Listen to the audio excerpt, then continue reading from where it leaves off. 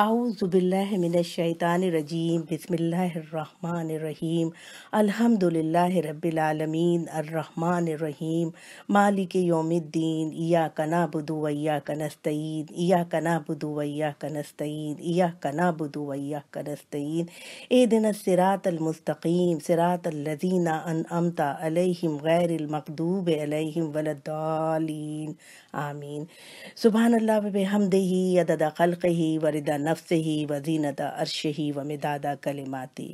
الحمد للہ رب العالمین والعاقبات للمتقین والصلاة والسلام علی سید المرسلین وعلی آلہ واصحابہ اجمعین، اما بعد۔ السلام علیکم ورحمۃ اللہ وبرکاتہ۔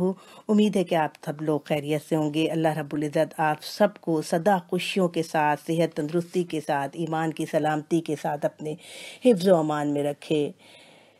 آج ہم دعا کے متعلق اس کے فضائل، اس کی اہمیت اور دعا مانگنے کا صحیح طریقہ اور انداز، اس کے علاوہ دعا مانگنے کے آداب اور دعا کی قبولیت کے اوقات کے بارے پہ بات چیت کرتے ہیں۔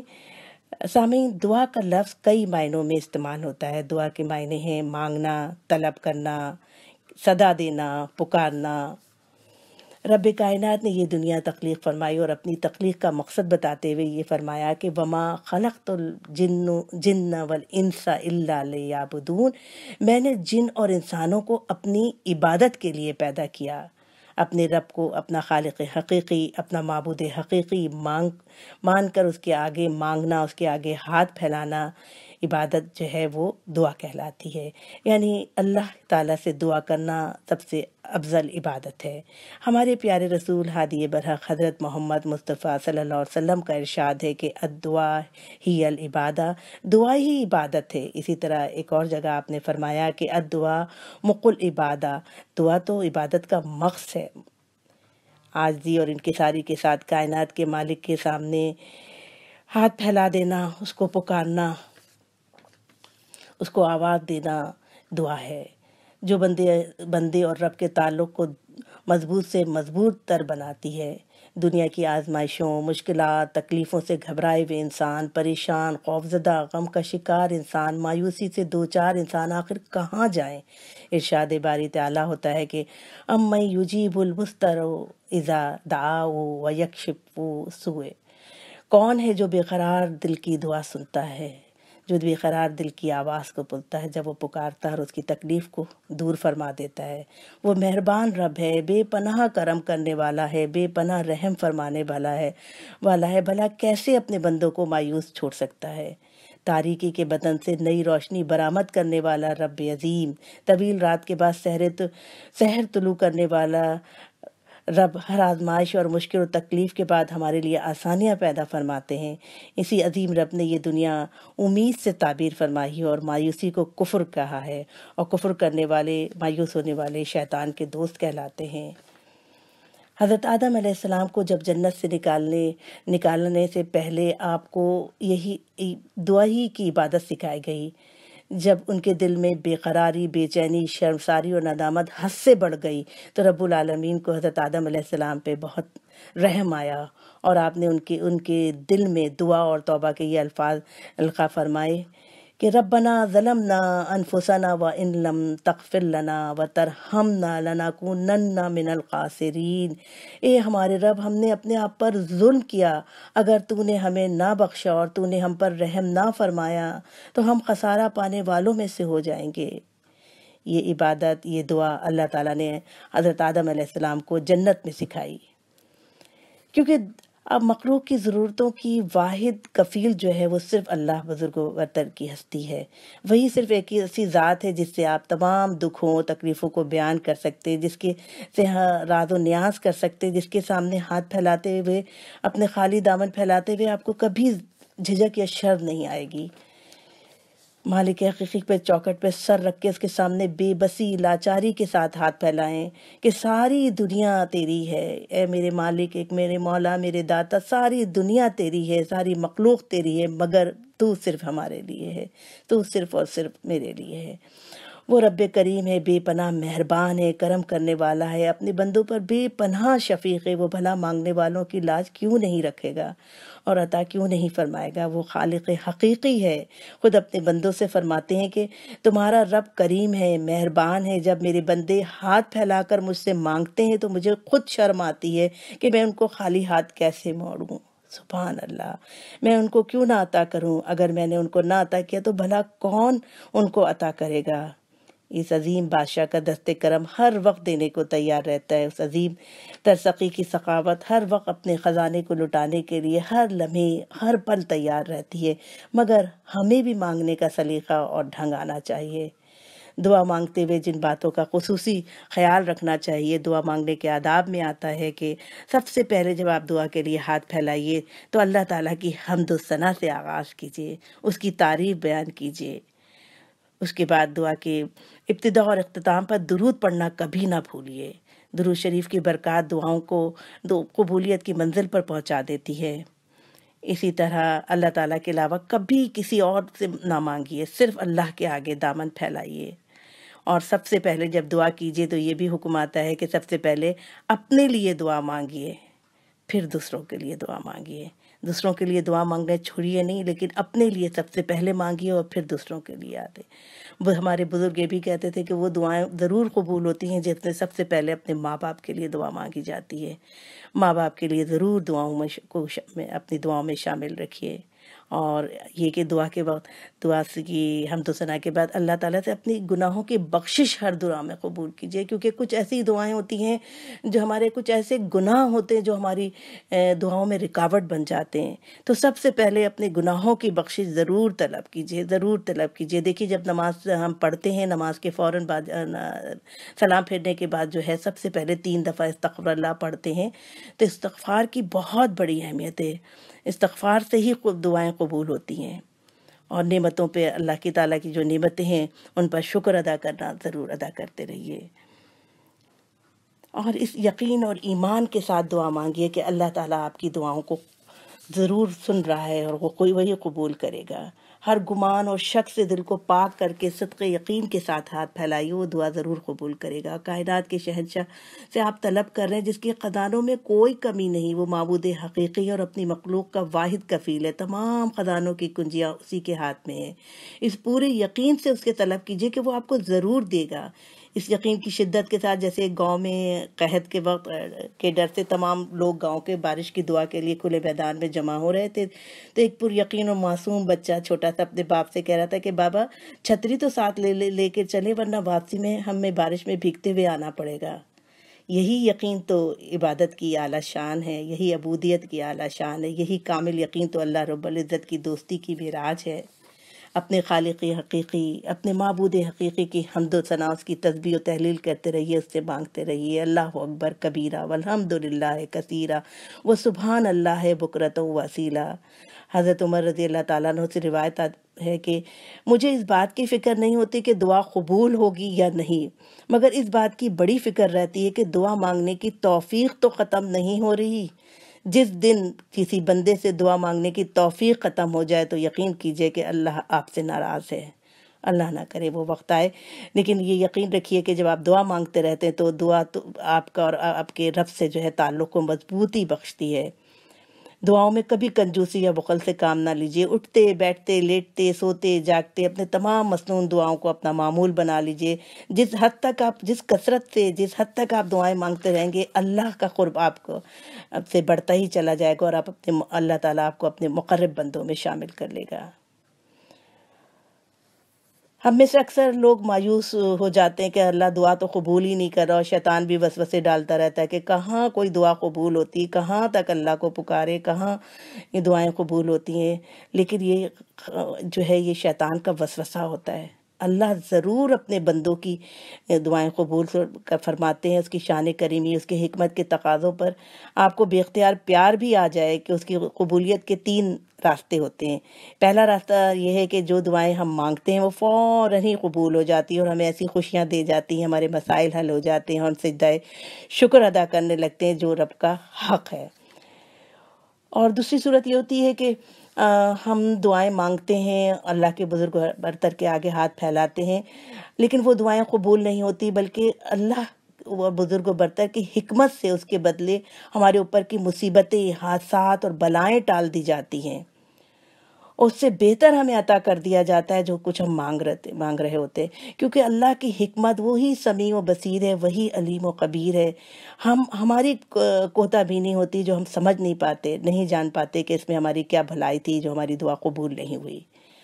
اور تیسری صورت، سبحان اللہ سبحان اللہ، دعاؤں کی قبولیت نہ ہونے پر کی وجہ سب سے بڑی اور شاندار اور سب سے خوبصورت وجہ یہ ہوگی کہ وہ دعائیں قیامت کے دن کے لیے ہمارے لیے ذخیرہ کر لی جاتی ہیں۔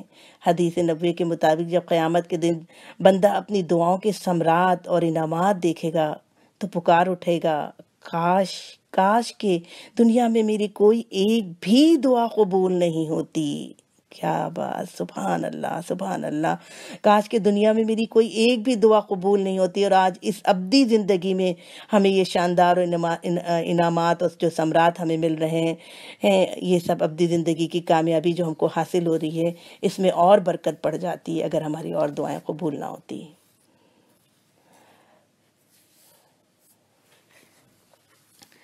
سامعین، زندگی میں ہم سب کو ہی نہ جانے کتنی آزمائشوں سے گزرنا پڑتا ہے۔ جب اس دنیا میں آئے ہیں تو یہ تو دنیا تو ایک آزمائش گاہ ہے، کوئی یہ نہیں کہہ سکتا کہ وہ آزمائشوں سے نہیں گزرتا۔ پریشانیاں، مشکلات، مصائب ہر ایک کے ساتھ آتے ہیں، اس کے حل کے لیے بس واحد طریقہ ہے جو سنت سے ثابت ہے، وہ نماز اور صبر ہے۔ نماز میں سجدے کی حالت میں اپنے رب کے آگے جھک جائیے۔ سب سے مبارک لمحات سجدے کی حالت کے ہوتے ہیں۔ انسان بڑی بے بسی، لاچاری کے ساتھ اللہ تعالیٰ کے حضور جھک کر اس کی عظمت کا دل سے قائل ہوتا ہے، اس کی شان کریمی کے آگے اپنا ماتھا ٹیک کر کہتا ہے کہ اے اللہ، بس تو ہی ہے، بس تو ہی ہے جو میرے اس مسئلے کو حل کر سکتا، میری مشکلات کو دور کر سکتا، میری آزمائشوں کو ختم کر سکتا ہے۔ تیری اللہ تعالیٰ عظیم و شان عظمت اور بزرگی کی یہی دلیل ہے کہ آپ سجدہ کریں اس کے آگے، اور سجدے میں دعائیں مانگیں، کیونکہ سجدہ نہ کرنے پر ایک عالم جن کو شیطان یا ابلیس بنا دیا گیا تھا، اور سجدہ کرنے سے انسان کی جو اشرف المخلوق ہے اس کی کاملیت واضح ہوتی ہے۔ سجدے میں اللہ آپ کے بہت قریب آ جاتا ہے۔ سجدے کی توفیق عطا کرتا رہے، اور اس کے آگے جھکتے رہیے، اس کے آگے مانگتے رہیے۔ تہجد کے وقت کی دعائیں بھی قبولیت کی منزل طے کرتی ہیں۔ تہجد کے وقت روح پر ایک عجیب سی سحر انگیزی، سرشاری کا عالم ہوتا ہے۔ نالے نیم شبی آہے سحرگاہی سے بندہ اپنے معبود کے بے پناہ قریب ہو جاتا ہے، بے پناہ قریب ہو جاتا ہے۔ رحمت للعالمین حضرت محمد مصطفیٰ صلی اللہ علیہ وسلم کا ارشاد ہے کہ جب رات کا تہائی حصہ باقی رہ جاتا ہے تو رب العزت کی عظیم تر ہستی آسمان دنیا پہ نزول فرماتی ہے، اور اپنے بندوں سے اپنی عظمت اور شان کبرائی کے ساتھ مخاطب ہوتی ہے۔ سبحان اللہ سبحان اللہ، یعنی اللہ تعالیٰ خود اپنے بندوں کے سے مخاطب ہوتے ہیں کہ کوئی ہے دعا کرنے والا، کوئی ہے دعا کرنے والا، میں اس کی دعا قبول کروں، کوئی ہے بخشش طلب کرنے والا، میں اس کو بخشش دوں، کوئی ہے جو رزق کا طلبگار ہے، میں اسے رزق عطا کروں۔ اسی طرح اذان اور اقامت کے درمیان کا وقت بھی دعاؤں کی قبولیت کا وقت ہوتا ہے۔ جب مؤذن فلاح کے لیے اذان دیتا ہے، پکارتا ہے آ جاؤ فلاح پر کے لیے، تو نماز کی حاضری سے پہلے اپنے رب سے راب و نیاز کیجیے، اپنی آرزوؤں اور تکمیلوں کے لیے، تمناؤں کی تکمیل کے لیے اس عظیم ہستی کے آگے ہاتھ پھیلا دیجیے۔ دعا کی قبولیت کے اوقات جو احادیث سے ثابت ہیں اور جو علماء کرام بتاتے ہیں، ان میں سب سے زیادہ اذان اور اقامت کے درمیان، تہجد کے وقت، فرض نماز کے بعد، جمعے کے دن کی ایک گھڑی، سجدے کی حالت میں جیسے میں نے بیان کیا، سحری اور افطار کے روح پرور اوقات کے وقت، روزے کی حالت میں، جب انسان روزے میں کی حالت میں ہوتا ہے اس کی دعائیں کبھی رد نہیں ہوتی۔ شب قدر میں، شب قدر سبحان اللہ سبحان اللہ، شب قدر میں جو 1000 راتوں سے بہتر رات ہے۔ قرآن مجید کی تلاوت کے بعد جب بھی قرآن پڑھ کے آپ ختم کیجئے تو ضرور دعا کیجئے۔ اسی طرح سفر کے دوران دعائیں قبولیت کی منزل پر پہنچتی ہیں۔ عرفہ کے دن سبحان اللہ سبحان اللہ، عرفہ کے دن بھی کوئی دعا رد نہیں ہوتی۔ آب زمزم پیتے ہوئے حرم کے اندر، میدان جنگ میں، اور بارش برستے وقت ضرور دعائیں قبول ہوتی ہے۔ بارش کے وقت ابر رحمت برس رہا ہوتا ہے اور مالک حقیقی کے آگے جھک جائیے کہ اس کے خالی دامن پھیلا دیجیے کہ رب العالمین ہمارے خالی دامن کو بھر دے، دنیا اور آخرت کی شاندار نعمتوں، رحمتوں اور برکتوں سے بھر دیجیے۔ اسی طرح والدین کی دعائیں اپنے اولاد کے حق میں ہمیشہ قبول ہوتی ہیں۔ آپ صلی اللہ علیہ وسلم کی حدیث سے ثابت ہے کہ 3 لوگوں کی دعائیں رب کے حضور کبھی بھی رد نہیں کی جاتی۔ ایک تو والد کی دعا اولاد کے حق میں، مسافر کی دعا اور مظلوم کی دعا۔ مظلوم کی دعا بھی کبھی رد نہیں ہوتی۔ دعاؤں کی طاقت کا اثر دیکھیے کہ جب امام بخاری رحمۃ اللہ علیہ پیدا ہوئے تو بچپن میں کسی بیماری کی وجہ سے آپ کی بینائی چلی گئی تھی اور آپ نابینا ہو گئے تھے، اور آپ کی والدہ کو بے پناہ افسوس تھا۔ آپ تڑپ تڑپ کے اللہ کے حضور دعا مانگتے تھے، یا اللہ میرے بیٹے کو بینائی عطا کر دے، اسے بینائی لوٹا دے، اس ننھی سی جان پر اپنا کرم فرما، اسے اپنے دین کی سمجھ و شعور عطا فرما دے، یا رب العالمین اس پر رحم فرما۔ ماں کی دعاؤں کی طاقت کا اثر دیکھیے کہ نابینا کو بینائی عطا ہوئی، آنکھوں کو وہ باطنی آنکھوں کو بھی نور عطا ہوا، اور وہ باطنی نور بھی آپ کو عطا کر دیا کہ آپ عظیم تر محدث رسول بنے اور ساری دنیا کو اپنے نور سے منور کر دیا۔ یاد رکھیے کہ ماں باپ کی دعائیں عرش کو ہلا دیتی ہیں، اور سچ پوچھیے تو آج اگر ہم لوگوں کی جو بھی ہم مڑ کے دیکھیں تو ہماری تمام کامیابیاں جو ہیں وہ رب العزت نے ہمیں ماں باپ کی دعاؤں کے وسیلے سے عطا کی ہیں۔ دعا کا عمل آپ کے اندر خود اعتمادی پیدا کرتا ہے، جینے کا ہنر سکھاتا ہے۔ جو لوگ بھی اٹھتے بیٹھتے لیٹتے سوتے جاگتے کسی بھی کام میں مشغول ہوں اور اپنے رب کو یاد کرتے، جن کی زبانیں اپنے رب کے نام سے تر رہتی ہیں، اس کے ذکر سے تر رہتی ہیں، جن کے دل آباد رہتے ہیں، رب العالمین ان کی دعائیں ضرور سنتے ہیں، انہیں دنیا اور آخرت کی کامیابیاں عطا کرتے ہیں۔ عظیم الشان رب نے اپنی شان کریمی سے دیکھیے کلام الہی کی ابتدا یعنی سورہ فاتحہ سے فرمائی، جس میں وہ بندہ اپنے رب کی حمد و ثنا کے بعد کہتا ہے کہ یا نعبد و یا نستعین، ہم تیری عبادت کرتے ہیں اور تو ہماری مدد فرما۔ اللہ تعالیٰ اس کی ضرور مدد فرماتے ہیں جو اللہ کو پکارتے ہیں۔ اس کو پکارتے رہیے، طلب کرتے رہیے، مانگتے رہیے، تڑپ کر پکاریے، دعا مانگیے اور رو رو کر دعا مانگیے، کیونکہ وہی آپ کے سب سے زیادہ آپ کی شرک سے بھی زیادہ قریب تر ہے۔ وہ سمیع البصیر ہے، وہ علیم الخبیر ہے، وہ رؤوف الرحیم ہے۔ اس کی رحمت جب جوش میں آتی ہے اور آپ کی حاجتوں کو ضرور پورا کر دیتی ہے، اس کی رحمت کے خزانے آپ پر ضرور کھلیں گے۔ اپنے رب حقیقی کو اس کے خوبصورت اسماء الحسنہ کے نام سے پکاریے۔ اللہ رب العزت کا ذاتی اور صفاتی نام اس کی خاص شان کا مظہر ہوتا ہے۔ جو بھی اللہ تعالیٰ کو جس شان صفاتی کے نام سے پکارتا ہے، وہ اپنی خاص شان کا راز اس بندے پر کھول دیتا ہے۔ وہ فیوز و برکات عطا کر دیتا ہے کہ عقل حیران رہ جاتی ہے۔ جیسے اگر کوئی شخص یا رحمان کہہ کر اپنے رب کو آواز دیتا ہے تو اسے دوسروں کے لیے نہ صرف اس کو رحمت کے خزانے عطا ہوتے ہیں، بلکہ وہ دوسروں کے لیے بھی باعث رحمت بنا دیا جاتا ہے۔ اللہ اس کو اپنی ایسی قربت عطا کر دیتا ہے جسے آپ اس میں اعظم بھی کہہ سکتے ہیں۔ جس آیت یا لفظ میں اللہ تعالیٰ کی شان معبودیت یعنی عبودیت، شان رحمانیت، شان قدرت، شان لطافت اور شان جلالیت کا اظہار ہو، وہ اس میں اعظم کہلاتا ہے۔ جیسے ہم لا الہ الا اللہ پڑھتے ہیں۔ حضرت جابر رضی اللہ تعالیٰ عنہ سے روایت ہے کہ ہادی برحق حضرت محمد مصطفیٰ صلی اللہ علیہ وسلم کا ارشاد ہے کہ تمام اذکار سے سب سے افضل کلمہ طیبہ ہے، لا الہ الا اللہ۔ دوسری ایک اور حدیث سے روایت ہے، حضرت سعد رضی اللہ تعالیٰ عنہ سے روایت ہے کہ رسول کریم صلی اللہ علیہ وسلم نے فرمایا کہ حضرت یونس علیہ السلام نے مچھلی کے پیٹ میں یہ دعا پڑھی تھی، لہذا جو مسلمان کسی حاجت کے وقت اللہ تعالیٰ سے فریاد کرتا ہے اور یہ دعا پڑھتا ہے، لا الہ الا انت سبحانک انی کنت من الظالمین، اللہ اس کی فریاد ضرور سنتے ہیں اور اس کی محتاجی کو دور کرتے ہیں، اس کی دعا ضرور قبول ہوتی ہے۔ اسی طرح ایک اور حدیث حضرت اسماء بنت یزید رضی اللہ تعالیٰ عنہ سے ہے کہ نبی کریم صلی اللہ علیہ وسلم سے نے فرمایا کہ اللہ تعالیٰ کا عزم ان 2 آیتوں میں چھپا ہوا ہے، وَإِلَٰهُكُمْ إِلَٰهٌ وَاحِدٌ لَا إِلَٰهَ إِلَّا هُوَ الرَّحْمَٰنُ الرَّحِيمُ الف لام میم اللہ لا الہ الا هو الحی القیوم۔ یعنی وہی تمہارا معبود ہے، اس کے سوا کوئی معبود نہیں جو رحمان اور رحیم ہے، اور اللہ کے سوا کوئی معبود نہیں، وہ زندہ اور قائم رہنے والا ہے۔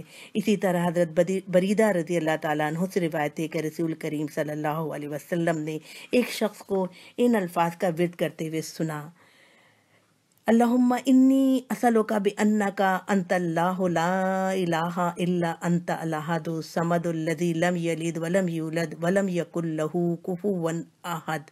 تو آپ نے فرمایا کہ اس بندے نے اللہ تعالیٰ کا اسم اعظم اختیار کر لیا، اس کی دعا ضرور مقبول ہوگی۔ اسی طرح نسائی کی ایک حدیث میں آتا ہے کہ حضرت انس رضی اللہ تعالیٰ سے روایت ہے کہ ہادی برحق حضرت محمد مصطفیٰ صلی اللہ علیہ وسلم مسجد نبوی مبارک میں بیٹھے ہوئے تھے کہ ایک شخص نماز پڑھ رہا تھا، اس نے نماز کے بعد دعا مانگی، تو حضور کریم صلی اللہ علیہ وسلم نے فرمایا کہ اس نے اللہ تعالیٰ کے اسم اعظم کے واسطے سے دعا مانگی ہے: اللہم انی اسألک بان لک الحمد لا الہ الا انت الحنان المنان بدیع السماوات والارض یا ذا الجلال والاکرام یا حی یا قیوم۔ آپ صلی اللہ علیہ وسلم نے فرمایا، رحمت للعالمین نے فرمایا کہ یہ اسم اعظم وہ نام ہے، اسم اعظم کے وہ نام ہے جس کے ذریعے اللہ تعالیٰ کسی کی التجا کو رد نہیں کرتا، سب کی دعاؤں کو قبول فرماتا ہے۔ ایک اور روایت میں ہے کہ ہادی برحق حضرت محمد مصطفیٰ صلی اللہ علیہ وسلم نے ایک شخص کو ان 5 کلموں کے ساتھ دعا کرنے کا بتایا اور کہا کہ اس سے تمہاری دعا ضرور قبول ہوگی۔ وہ 5 کلمے یہ ہیں کہ لا الہ الا اللہ وحدہ لا شریک لہ، لہ الملک و لہ الحمد وہو علی کل شیء قدیر، لا الہ الا اللہ ولا حول ولا قوۃ الا باللہ العلی العظیم، یا ارحم الراحمین یا ارحم الراحمین۔ ان دجالی فتنوں میں جس دور سے ہم گزر رہے ہیں سامعین کرام، اس میں تو ہم سب کو ہر وقت اللہ تعالیٰ سے دعا ہی کے لیے مانگتے رہنا چاہیے۔ زندگی کے جس دور میں ہم جی رہے ہیں، یہ زمانہ تو لگتا ہے جیسے دجالی فتنوں کی بارش کا زمانہ ہے۔ نئی نئی جان لیوا بیماریاں، موذی امراض پھیلتے ہی چلے جا رہے ہیں۔ صبح و شام رونما ہونے والے حادثات نے جیسے دلوں کا سکون ہی چھین لیا ہے۔ ہر شخص پریشان نظر آتا ہے اپنے حال سے بھی اور مستقبل سے۔ ان تمام مشکلات کا حل مشکلات سے کہ نکلنے کا سب سے افضل اور سب سے آسان راستہ اللہ رب العزت کا قرب ہے، دعا کا راستہ ہے۔ رب اغفر ورحم وانت خیر الراحمین۔ اللہ تعالیٰ سے ہر لمحے ہر پل دعا مانگنا چاہیے۔ آیت الکرسی کے ذریعے اپنی اور اپنے بچوں کی حفاظت رکھنی چاہیے، مسنون حفاظتی اذکار پڑھتے رہنے چاہیے، حصول خیر و برکات کی دعا کرتے رہنا چاہیے، حلال رزق کی کشادگی کی دعا کرتے رہنا چاہیے، کیونکہ حلال رزق جتنا کشادہ ہوتا ہے اتنی دعائیں بھی آپ کی بہت قبول ہوتی ہیں۔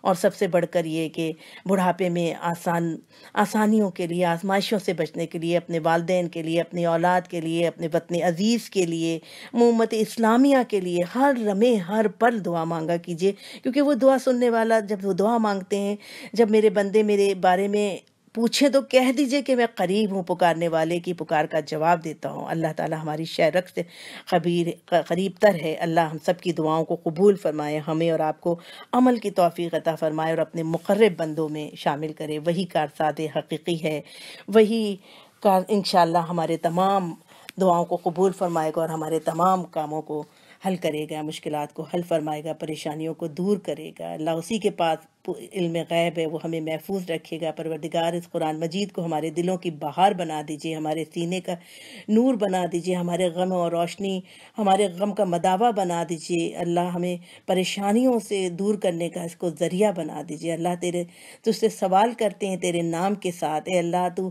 ڈال دے میرے اندر دل میں نور، میری آنکھوں میں نور، میرے کانوں میں نور، میرے دائیں نور، میرے بائیں نور، میرے اوپر نور، میرے نیچے نور، میرے آگے نور، میرے پیچھے نور، اور بنا دے میرے لیے نور ہی نور، میری زبان میں نور، اور بنا دے میرے پٹھوں میں نور، اور میرے گوشت میں نور، میرے خون میں نور، میرے بالوں میں نور، میری جلد میں نور، اور ڈال دے میرے نفس میں نور، اور بڑھا دے میرے لیے نور۔ اے اللہ تو ہی نور عطا کرنے والا ہے، پروردگار تو ہی نور عطا کرنے والا ہے۔ ربنا تقبل منا انک انت السمیع العلیم۔ اللہ حافظ۔